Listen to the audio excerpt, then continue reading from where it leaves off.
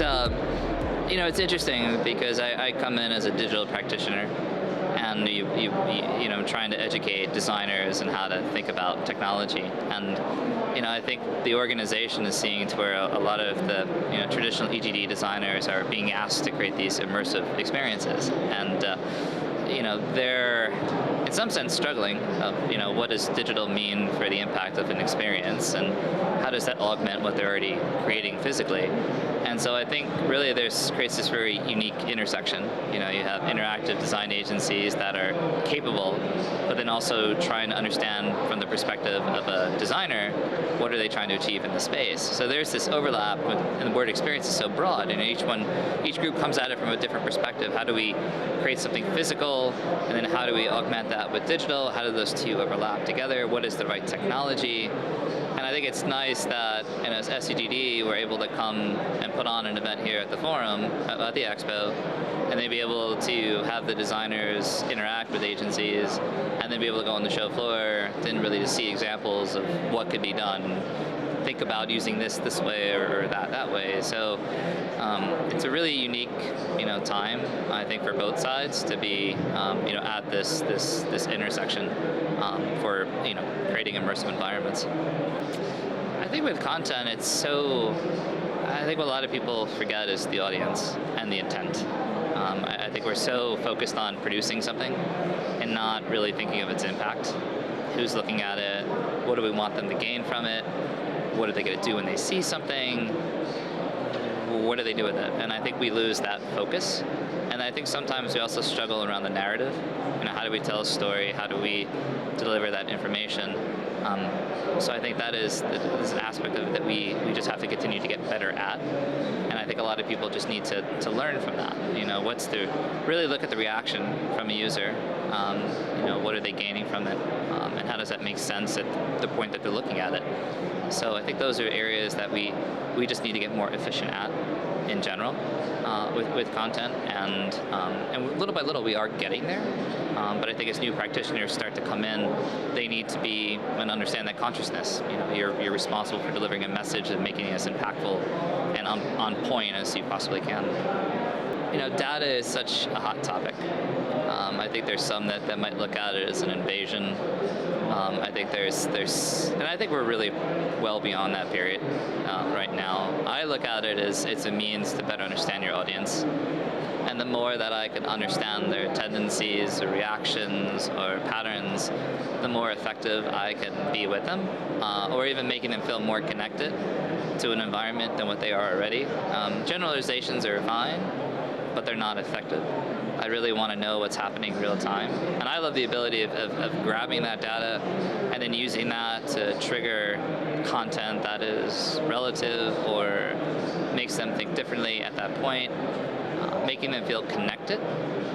Even using, I love the whole data visualization part, all this information that's out there and turning it to art or using it to affect elements in a piece of content so that it reacts to the amount of people moving through a space, or heat maps, or weather. Anything is really a source of data. It just really comes back to how you use it. And I think if you use it consciously, that it makes you feel more connected to the space. That's then that whole part about invasion goes away.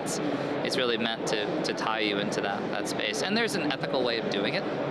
And I like the creative side to it as well. It's unique visual interpretation. I think the biggest challenge we have is that it's collaboration. I think we are getting into such a point now where not one agency can control the outcome of an experience. Digital signage, CMS companies need to work with integrators. Integrators need to work with designers. Designers need to work with creative specialists. There's this ecosystem that you have to manage. You have to understand where one leaves off and the other one picks up. You have to understand your responsibilities and realize that the only way that these environments or experiences come together is really through a collaborative effort. So I think the challenge is we just need to figure out how to work with one another. We need to figure out how to be friends. But I think we need to rely and build in trust with each other. in order for it to really be connected into the space. I think the challenge is there's so much great technology that's out there, and if it's not applied correctly, it then turns into a trend that fades away very quickly. But I think, good examples now, I think we're really seeing with, something simple as LED. I think there's a lot of creative uses, as you see on the show floor. There's so many different providers with different pitches and sizes, but that allows for this kind of flexibility that you can then present to environmental designer and how to place that into the space, and you can work with a creative design agency to connect it through a message. But I think it goes back to this challenge of just making sure that we have a process that allows for collaboration. Content is funny. It always evolves. You're always pushing the boundaries. I like the idea of being able to have interaction without necessarily touching the old 16:9 screen. I love where designers or agencies are being able to take sort of these inanimate objects and insert RFID tags or sensors so that you can pick up a ball and trigger something. You can touch an object that otherwise you wouldn't think that would interact or make something interactive possible. Even non-interactive emotion triggers. A lot of work we do in the entertainment space is all about the surprise. It's triggering things that you don't know that you're triggering because you just walked past something. And I love that you can take an environment and that you can make it interactive, but sort of passive. You can walk past something, you could accidentally touch something, and then that triggers an event to take place. That's where I love where content and interactivity is going. That's the part that I'm excited about, because now we're enabled to really think out of the square and really into touching all these different objects and really creating something interesting. There's such a psychology too, you're creating content or you're creating a visual to manipulate behaviors, and you're in some sense playing with the mind. But again, you're doing it. People react to things so differently. They react to colors, they react to sights, and even sound. And you're really playing with the senses. And I think there's such an interesting psychology to how does the mind actually work? Like, how do you understand how do you map certain things to aspects of the brain? So I've even been trying to read and trying to educate on what that actually impact is, to really understand the psyche of a human. It sounds really in depth, but I think the reality is that we want to trigger positive responses out of our audience, and the only way to do that is to study the way the brain reacts to when they see certain visuals. Happy photos, sad photos, all that has to relate back to something. And so the more, again, more that we sort of understand the psychological impacts on our user, I think that, again, the more effective we'll be. I've been coming to DSE for, it's well over 10 years now, 10, 12, 13. I kind of forget the first year, and I think there's a lot of different aspects that I see and why we come and why I send my team here. First is the networking.